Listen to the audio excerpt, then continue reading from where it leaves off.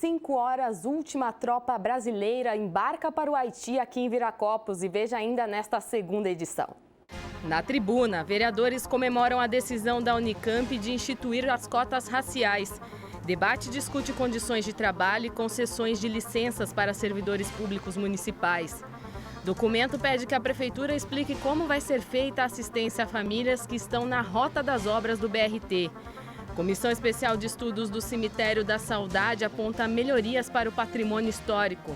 Agora é lei, doença de Fabry entra para o calendário oficial. É quinta-feira, começa o mês e também começa a hora de se programar para o fim de semana com a agenda cultural. O Jornal Câmara Notícia está no ar.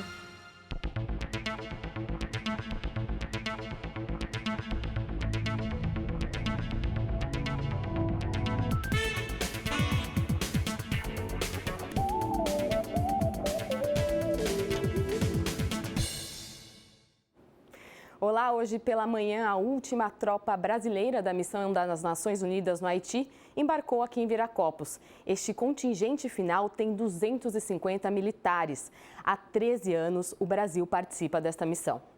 A última tropa em missão de paz enviada ao Haiti partiu do aeroporto de Viracopos na manhã desta quinta-feira. O objetivo agora é, até o mês de outubro, desmobilizar os militares que ainda estão no país e passar o comando para a polícia da Organização das Nações Unidas, a ONU. Essa polícia será retirada ao longo de 2 anos, assim que o país aumente sua própria força. Antes do embarque, aconteceu uma solenidade com a presença do ministro da Defesa.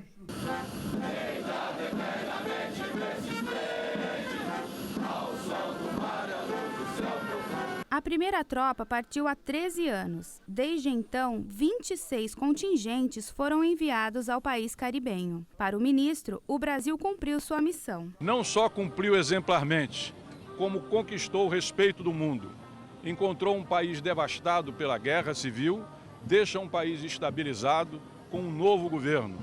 Defendeu aquela população em catástrofes como o furacão Matthew e, sobretudo, teve a capacidade de conquistar o respeito, a admiração e o afeto da população haitiana. Estão embarcando hoje 230 militares direto para o Haiti. A projeção é que até outubro todos os militares retornem ao Brasil. Sobre a possibilidade de uma cadeira no Conselho da ONU, o ministro considera uma opção possível para o futuro. Eu acho que a grande meta era promover a paz. Levar a paz, que é um compromisso internacional do Brasil que está na sua Constituição. Prover a paz, levar a estabilidade. Essa é a grande meta. A cadeira virá, mais dia menos dia, porque o Brasil é grande e demonstra, através das missões de paz, a sua capacidade de prover a paz, de levar a estabilidade mundo afora. De acordo com o Exército, quase 30 mil militares foram para o Haiti desde que a missão teve início em 2004. As famílias dos militares participaram da solenidade e puderam se despedir na pista de embarque. O preparo foi longo, foi exaustivo e vai valer a pena. Estamos todos muito bem preparados, graças a Deus.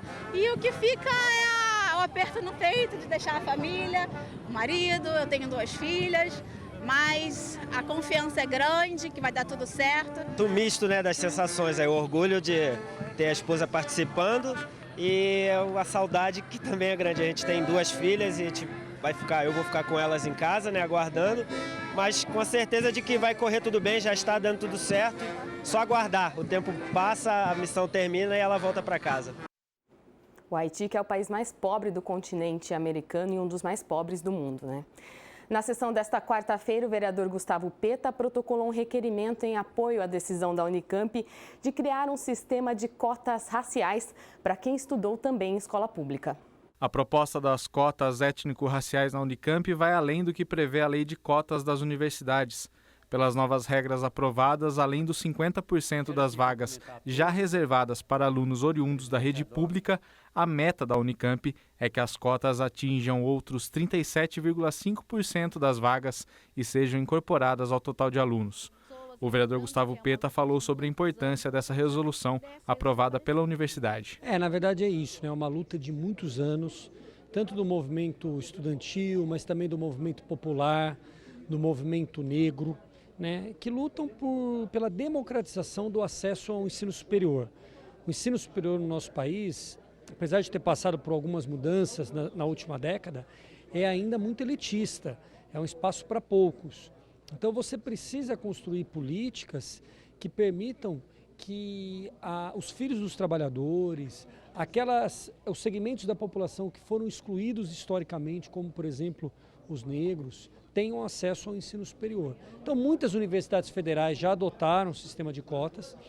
A Universidade de Campinas, a Unicamp, tem adotado algumas bonificações vinculadas a estudantes de escola pública, que já foi uma iniciativa importante, mas faltava uma medida mais contundente. O vereador protocolou também um requerimento de aplauso sobre o tema. Esse requerimento é realmente para aplaudir, para parabenizar o Conselho Universitário pela aprovação dessas cotas. Já na tribuna, a vereadora Mariana Conte falou sobre o assunto. Estive na Unicamp, acompanhei todo o processo de votação e eu gostaria de mencionar a fala do professor Sidney Chalub, que é um professor da história da Unicamp, porque aqueles que questionam a implementação das cotas étnico-raciais têm sempre o argumento da meritocracia.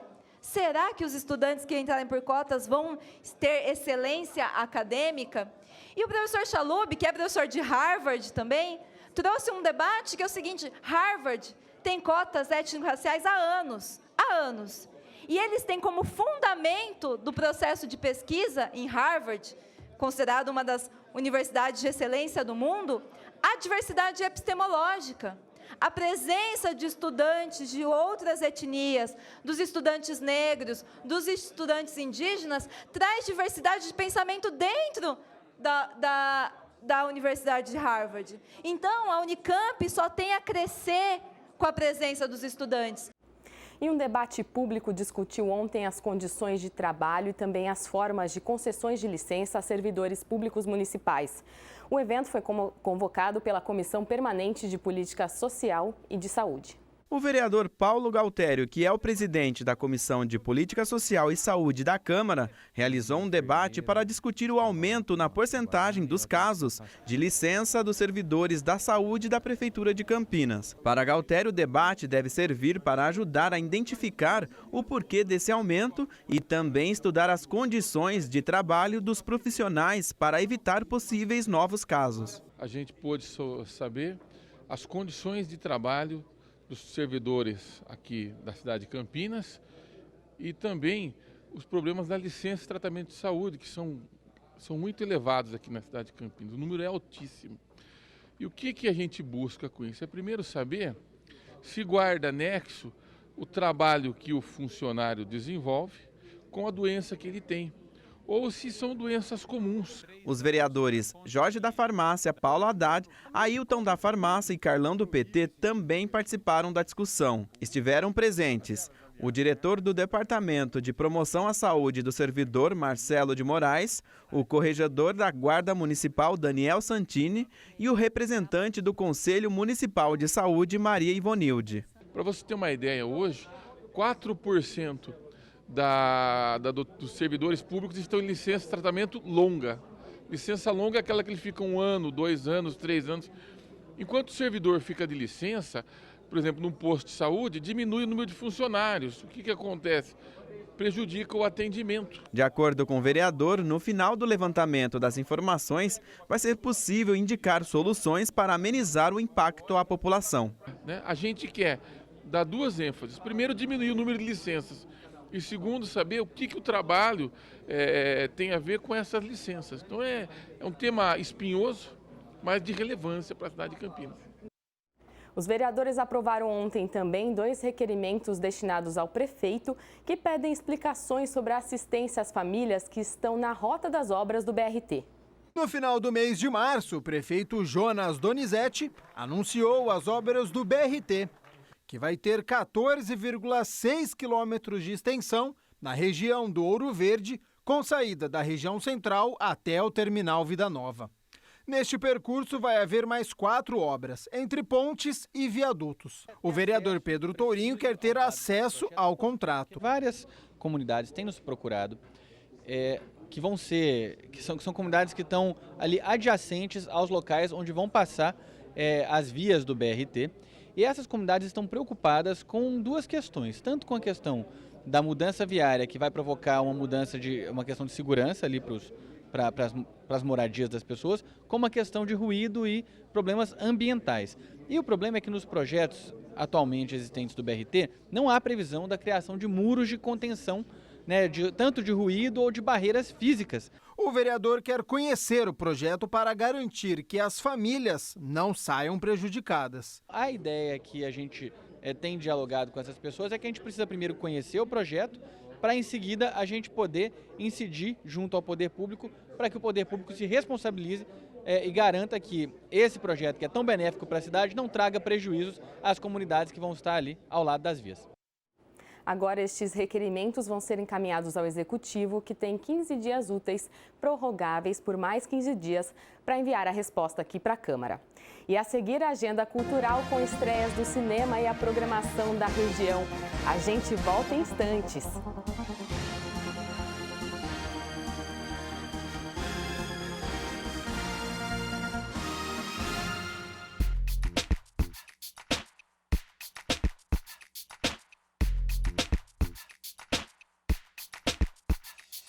Do próprio chuveiro elétrico, então é procurar deixar a chave na posição verão, que você já tem uma economia em torno de 30%, e você também basear o seu tempo de banho, né? Tomar um cuidado aí para não exceder muito esse tempo de banho, e algumas pessoas, inclusive quando não está tão frio, fazer aquela questão de você se ensaboar, desliga o chuveiro, né? Se ensaboa, depois você liga para a hora de tirar o sabão, né? Isso tudo vai te trazer aí uma economia de energia elétrica.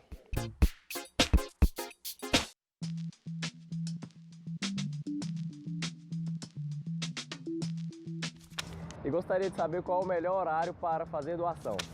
Avelar, a Fundação Hemocentro de Brasília funciona normalmente de segunda a sábado, das 7 às 18. O nosso fluxo maior de doadores hoje é pela manhã. Então, se você quiser vir de forma tranquila, ter um atendimento rápido, em torno de 30 a 40 minutos para todo o fluxo da doação, é ideal que você venha no período da tarde, pós-almoço.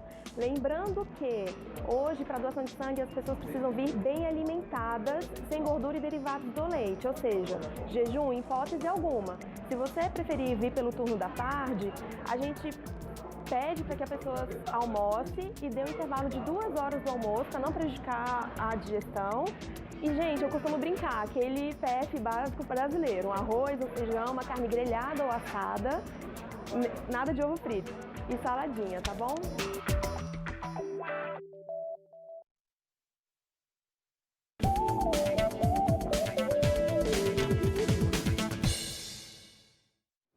De volta com o jornal Câmara Notícia, e nesta semana a Comissão de Estudos sobre o Cemitério da Saudade discutiu melhorias no patrimônio histórico do local.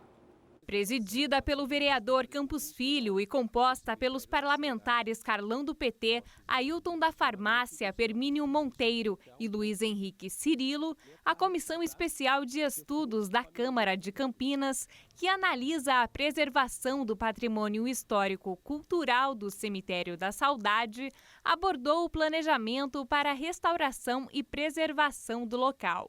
De acordo com a assessoria do presidente da comissão, a CETEC, Serviços Técnicos Gerais, elaborou um projeto encaminhado ao Executivo, que tem como meta implantar uma taxa de manutenção para os túmulos. Campos Filho falou sobre os objetivos. Nós fizemos um direcionamento e buscamos desmistificar um pouco.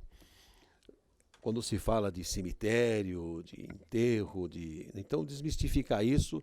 E nós entendemos que nós temos aqui em Campinas um verdadeiro museu a céu aberto e que tem que ser preservado. O cemitério, que é o maior de Campinas e tem área total de 181 mil metros quadrados, expõe esculturas de artistas renomados, além de abrigar sepulturas de nomes importantes da história. O presidente da CETEC acredita que com as melhorias o terreno possa se tornar um ponto turístico da cidade e falou sobre a importância da medida. Além dessas pessoas, as estátuas que estão lá de artistas famosos que estão sendo deterioradas com a questão da CETEC não poder cuidar. A lei que a gente está tentando implantar, é lógico que isso custa, para cuidar. Eu tenho a questão da preservação do Condepac, sempre preservando o Condepac. Mas nós temos que fazer algo, nós temos que preservar a história de Campinas. A proposta ainda vai ser encaminhada ao Legislativo. A comissão pretende realizar novos encontros para debater o tema. E já chamamos várias pessoas para que a gente possa depois sair com o documento final, com iniciativas, ideias que poderão contribuir para que nós possamos, nesse documento final, dar diria assim, um toque final, mas uma plástica, né, ao nosso cemitério da saudade, tão rico, com tantas pessoas ali que estão sepultadas, pessoas que ajudaram a construir a nossa cidade de Campinas. E a nossa cidade tem uma nova data no calendário oficial. Dia 28 de abril, agora é a data da doença de Fabry.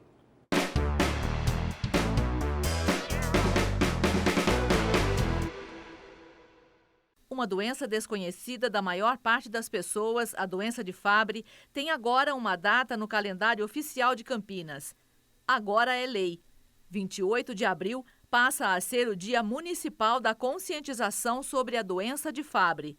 Foi publicada na edição do dia 30 de maio de 2017 a sanção do prefeito da cidade à lei proposta pelos vereadores do PT, Pedro Tourinho e Carlão do PT. Nós temos aqui no estado de São Paulo, aproximadamente 40% das pessoas que foram diagnosticadas com essa doença estavam sendo tratadas como reumatismo.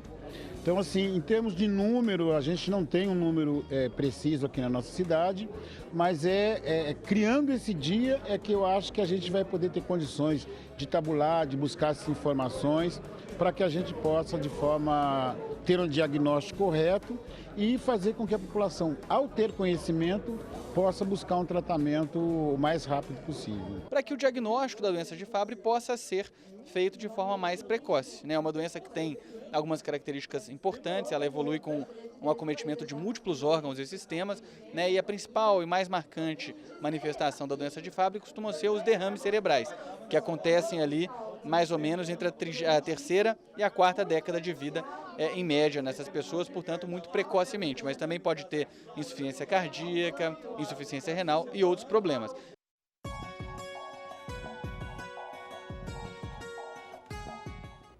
Olha, gente, já caiu uma chuvinha nesta quinta-feira, mas esta condição não deve permanecer para amanhã. A sexta-feira deve ser ensolarada, mas atenção, porque a temperatura deve cair bastante. A mínima é de 10 graus e a máxima de 20 graus, segundo o CEPAGRE da Unicamp. E para os motoristas que saem cedinho de casa, cuidado redobrado, já que nas primeiras horas do dia devem acontecer nevoeiros pela cidade. E agora, gente, começou junho e começa também a expectativa para o fim de semana, afinal de contas é quinta-feira. Vamos às dicas do cinema e da região com Maicon Vancini.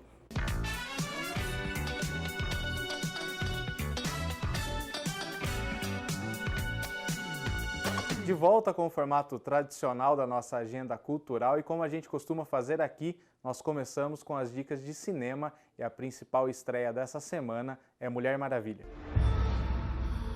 Fighting does not make you a hero. Treinada desde pequena para ser uma guerreira imbatível, Diana Prince nunca saiu da ilha onde vive e é conhecida como a Princesa das Amazonas.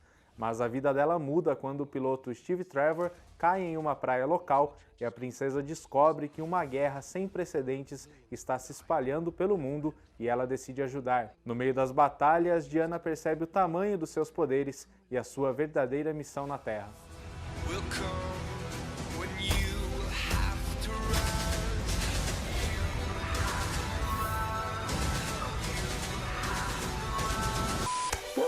Obrigado, Ozzy.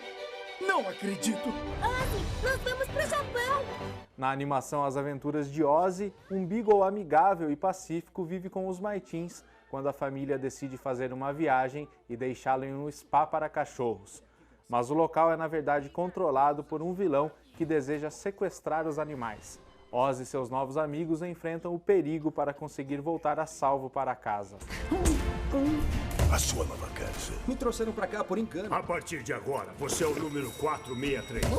Eu vou fugir. Você pode vir também. ¿Quién es ese tipo? Y vos me dijo que es violento. El día que se le meta algo na cabeça, não vai ter piedade para conseguirlo. E o longa argentino Inseparáveis traz a história de um rico empresário que fica tetraplégico devido a um acidente.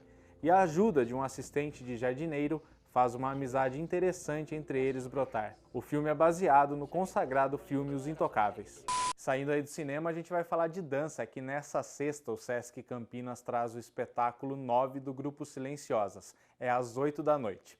Já o Teatro do SESI apresenta no fim de semana o espetáculo Mulheres Ácidas. As sessões desse teatro acontecem no sábado e no domingo, às 8 da noite. O texto é escrito por Cristiane Werson e conta a história de diversas mulheres em diferentes estágios da vida e em diferentes épocas. Já no sábado à tarde, o do Saicon de Guilherme Lamas fazem um tributo a Ernesto Nazaré. É no Sesc Campinas a partir das 4h30 da tarde. E também no sábado, mas às 10 da noite, Rael sobe ao palco do Brazuca para o lançamento do novo disco Coisas do Meu Imaginário. Os ingressos custam a partir de R$40 e a gente encerra a agenda com o som dele. E chegando ela a brisa pura de um cheiro doce e beleza natural. A aurora boreal enfeita a noite. Pode crer, até podia não ser mais que um casal.